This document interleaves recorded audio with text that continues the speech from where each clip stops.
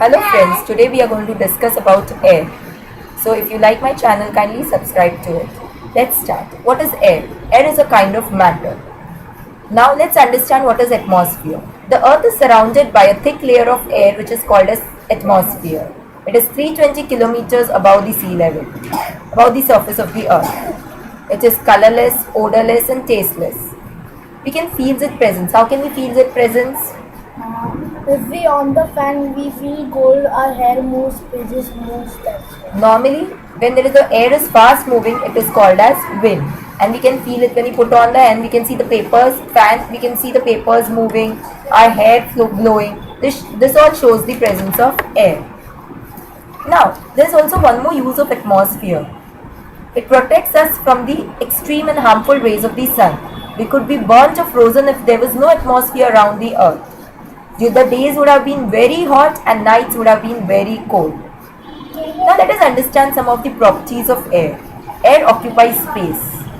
Have you ever tried, if you take a glass, empty glass, and if you try to put it in water, it will not directly go, it will exert a pressure. But when you slant it, few bubbles come out. This shows that air is occupied in that empty space. Then air has mass. You take an empty cylinder, you take a full cylinder. It will definitely have a difference. You take an empty balloon, you take a blown balloon. It will have a difference in the weight. Air can be easily compressed. CNG, that is nothing but the compressed natural gas. Air exerts pressure equally in all directions. It is not easy to push a tumbler in the tumbler in a bucket full of water. It is because air also exerts pressure. Air is a mixture of gases. Now which gases? Let's study about the composition.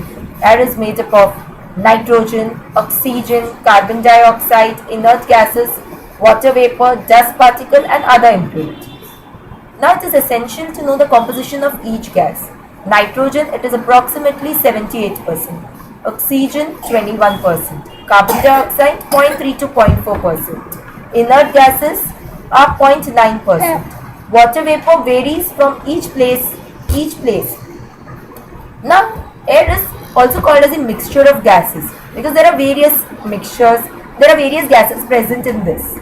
So now, but we have to know why it is a mixture and it is not a compound. So we can confirmatory say that air is a mixture because the composition of air varies from place to place. Some places have more amount of carbon dioxide, some have more amount of inert gases.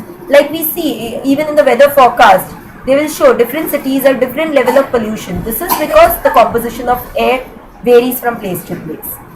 Secondly, no energy change occurs when the components of air are mixed together, whereas energy change occur in the formation of compound. So here, when air has different mixtures, there is no energy lost or energy gained. The components of air retain their individual properties, but in the compound we know that the individual properties are not retained. So when in the air there is oxygen and nitrogen, oxygen as usual will have its own properties and function, nitrogen will have its own properties and functions. These we'll study in detail in the later part of the lecture. Next, air cannot be represented by a formula. Like we all know, water is a compound, so it has a chemical formula H2O, where there is a combination of hydrogen and oxygen. But here air, we do not give a specific formula like carbon dioxide plus oxygen gives something. So we understand that it does not have a definite formula. Then components of compounds cannot be separated by physical methods, but we can separate the composition of air separately. That's why we are able to isolate oxygen gas, nitrogen gas, etc. as per our use. Now we'll study in details about the components of air in our next lecture. Thank you.